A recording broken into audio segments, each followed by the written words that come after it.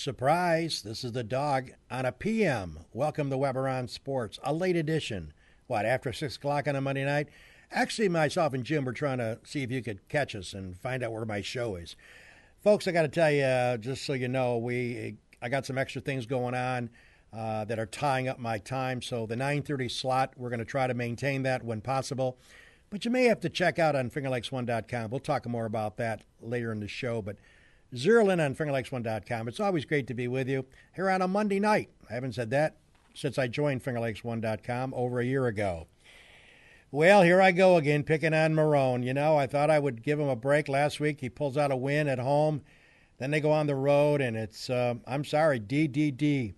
You know, it's Doogie Dot Ditz. This guy is amazing. 7-8 weeks ago, I know Jim's a big supporter, being a graduate. I know Rod Verke picks on me, picking on Marrone. But, folks, I'm telling you, he was going to take over special teams. That was his number one goal, to improve that. Too many mistakes. Do you know the Syracuse leads the Big East as a Big East team in turnovers and in penalties?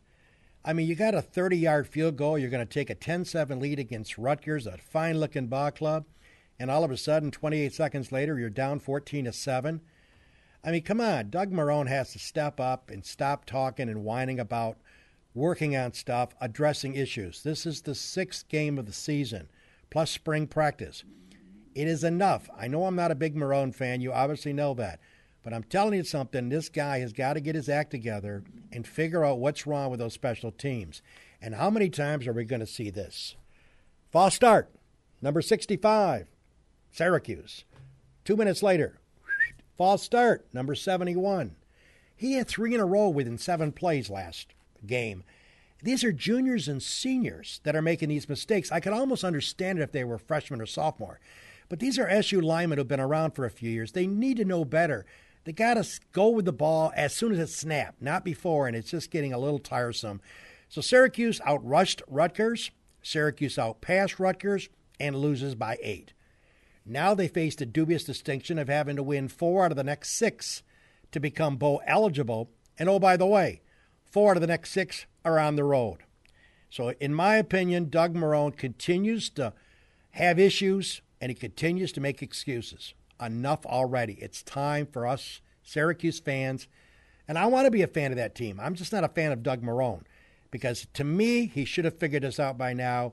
And if these athletes aren't going to follow his instructions and do things right, including the offensive linemen, hit the pine. If you can bench Alex Rodriguez at $28 million a year as a baseball player, you can bench some SU players as well. It's time to get tough. Let's move on. Talk about Notre Dame. What a good ball game that was against Stanford. And yes, there was some controversy at the end. Did the Stanford player stay on top of a defensive player and roll the ball into the end zone? From my point of view, and watching the replay 7 or 8 times, it looked like that was a touchdown. It did look like they should have tied Notre Dame. They did not, however, call it that way. They called him short by about 3 inches. They kicked it upstairs to the replay official, which is normal. And after a few minutes of agony, if you're an Irish fan, including Johnny Capacci and Charlie Schaefer, you wonder what the call was going to be. The call was the play stands, no touchdown.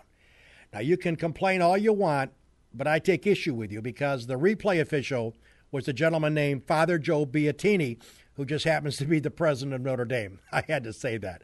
Yeah, I think they were robbed. I do say it. Notre Dame's a fine football team. In a couple of weeks, they play Oklahoma in Norman, Oklahoma. That's going to be a classic battle. Can the Irish go on the road and beat a fine team like Oklahoma? But I have to admit, I think the Irish got away with one at South Bend. And what's going on? I think Jim might know this as well. What's going on with defense in college football? Ohio State, Urban Meyer, Indiana, they almost score 100 points.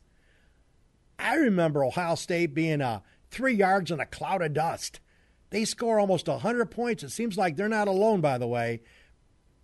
Catastrophic scores are being posted in college football, and you have to wonder, are these coaches thinking about defense? Not like the days I remember. Of course, I'm old, too. Let me talk about Geneva High. Let's get closer to home. The Geneva High football team continues to amaze, spectacular, awesome, all the adjectives I can conjure up. Shane Sweeney, we had a chance to watch him play basketball, super all-around athlete, fantastic player. Congratulations to an outstanding season for the Geneva High Panther varsity football team. And while we're sending out kudos, how about to Penn, my old stomping grounds? I used to do a lot of games there years ago for WSFW Radio. The Penn Mustangs, they had their first league win in 3 years. They beat the Screaming Eagles of Mid-Lakes. Sorry, Mid-Lakes, but congratulations to Penn for finally getting off the schneid. And, it's not a Weber on Sports show, even though it's a Monday night and not a Monday morning, without talking about new inductees into the Gagarama Club. Mike French, I love you, buddy, but how about Cincinnati? Win 2 games in San Fran, come back home and lose 3 straight. Are you kidding me? The odds of that happening are a zillion to 1. It happened to Cincinnati. And how about the Washington Nationals? Strasburg-less, leading 6-0 in the third inning of the final game, the 5th and deciding game, and they blow it, lose 9-7. I mean, you talk about a heartbreak city. You're up 6-0. You got to win those games, especially at home. But I got kind of another agenda personally from the Weber point of view, and I have weird point of views. I'm not a big fan of Mike Rizzo, our general manager, for making that decision of putting Strasburg on ice. And I think most people who follow the world of baseball agree with me. Hey, if his arm falls off, you surgically put it back on. Let's play baseball. He's one of the best pitchers in baseball. What a difference he would have made if he could play, huh? I think it was a dumb decision. So in that light, I'm kind of glad they did get beat. Well, let's talk about the American League and National League Championship Series underway. And, baby, do we have some issues with the Bronx Bombers? Yankee Universe. Are you hurting or what? 0-2, best of 7. You go to Detroit. You play tomorrow night, Game 3. Who do you play? Oh, just who do you play up against? The unlikely of namely Justin Verlander, which happens to be probably one of the top 3 or 4 pitchers in all of baseball. You're facing him in Detroit, Game 3. I got to say, folks, it's time maybe for the dog to call this adios amigo, Yankees. I don't see him coming back. I'm sorry. I don't see a chance in the world of them coming back. I could be wrong, but I like my chances. By the way, San Fran, St. Louis, the Cardiac Kids, Ann Suffredini's dancing around in the SMS bar, no doubt, as he's a big Cardinal fan. You got to give credit to the Cardinals. They open up their series against San Fran. They win the game. They're up 1-0. The Cardiac Cards. And you feel bad about the Yankees and Derek Jeter. What an outstanding individual. No controversy when it comes to Derek. Captain, great guy. Never read about him in the paper about DWIs or getting drunk, causing trouble. If you had to have a person come home and marry your daughter, Derek Jeter would be the guy. What a classy guy. Fractured ankle, out obviously. We'll see him next year. And that is just a horrific loss. And I'm tired of people feeling sorry for Alex Rodriguez. And I think Jim would agree with me. I think the days of 10-year free agency contracts are over. I even think the days of 8-year free agency contracts are over. Using Jim as my sounding board, since he's the producer and director of this show, if he owned a baseball team, why make an 8 or 10-year package and give a guy $25 or $30 million a year? They thought they did the right thing when they signed ARod for $28 million over 10 years, a contract over $280 million. He's got 5 years left on that contract, and he looks like a single-A baseball player at the plate right now. Yeah, he's getting a couple of singles here and there, but they're not paying him $28 million for singles and doubles. Do you realize he's had 1 extra base hit in those last 93 at-bats? 1 extra base hit in his last 93 at-bats. So I guess, what are you going to do? ARod is just not delivering, and it's a sad deal. But I think if you're another Major League owner, the Yankees are doing you a real proud favor, because I don't see you hiring anybody for a 10-year period in the future. I don't see it happening. And you know why? Because ARod has proven, and he may come back and be a great player again, but right now he's not showing us anything. And oh, by the way, if you're worried about his pay, playing as bad as he is, hitting as bad as he is, he grosses $2.333 million a month. I looked at the taxes over the weekend as I had some time. You know what his direct deposit is every 2 weeks? I know Jim pays me and his employees here every 2 weeks. Do you know what his Direct deposit is for Alex Rodriguez is for the Yankees $825,000 net every 2 weeks. Isn't life wonderful? Every time he looks in his checking account for 2 weeks, he has direct deposit, he sees $825,000 for the next 5 years, every 2 weeks. Having trouble paying your mortgage? Think about Alex Rodriguez. It's Weber on Sports on a Monday night, not a Monday morning. We'll take a break and hear from our great sponsors and come back with more.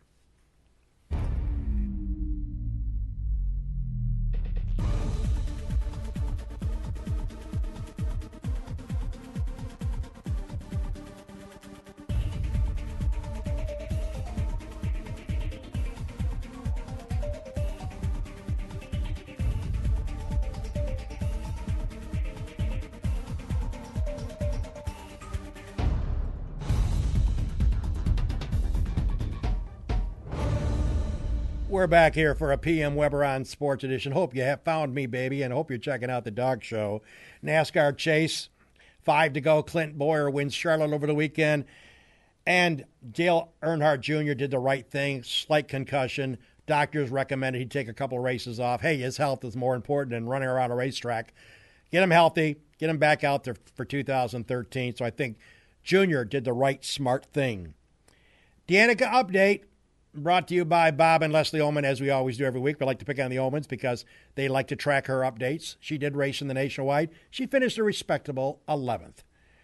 PGA Golf. Jonas Blixt won the tournament. The PGA tournament held out in Arizona. The Fry's Open out in Arizona. He picks up some $850,000.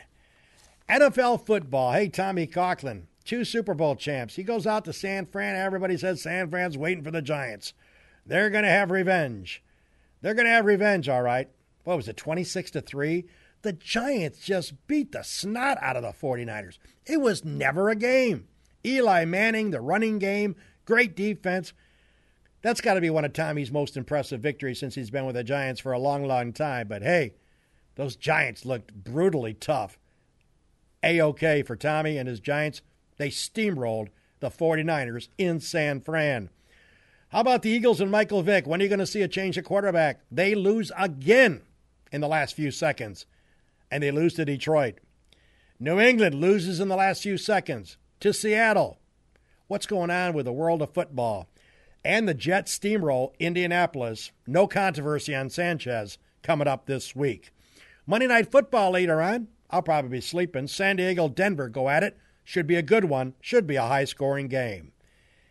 By the way, the NBA is back playing preseason around the world. Not interested. I'll check you out with NBA when the playoffs start next spring. And by the way, the show that we're doing right now, because it's at night and you're wondering, why is it at night? I got some things going on that screws up my schedule. Jim's been great to work with. We're going to try to maintain 9:30, and who knows, next Monday it may be back to 9:30, but it may not be. I can't honestly tell you when it's going to be because I got a weird schedule for the next several months. But we're going to try to let you know. And Jim, of course, will have a little tease on his homepage. And, of course, you look down the right-hand side of Jim's offerings, the various podcasts that he produces here. You'll see the time that me and Jim decide on doing the show. It'll be listed, and obviously the day will be listed as well. Sorry to screw you up, but there's not much I can do. And I'm glad to be here to do this show for you, even though it's at night versus the morning. And Jim and Paul will go at it again on Wednesday for the Dog and Paulie. We only got a few more shows on that series. We will be wrapping up the Dog and Paulie show on Halloween, October 31st. God forsake my schedule doesn't screw up the 24th and 31st. That's when I'm supposed to come back personally to wrap up those 2 shows with Paul Hellstrom.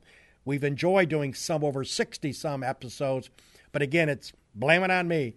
It has to do with my schedule and my ability to prepare for the show, which if I can't prepare properly, I really don't want to do the program. I wouldn't be doing it. It's justice.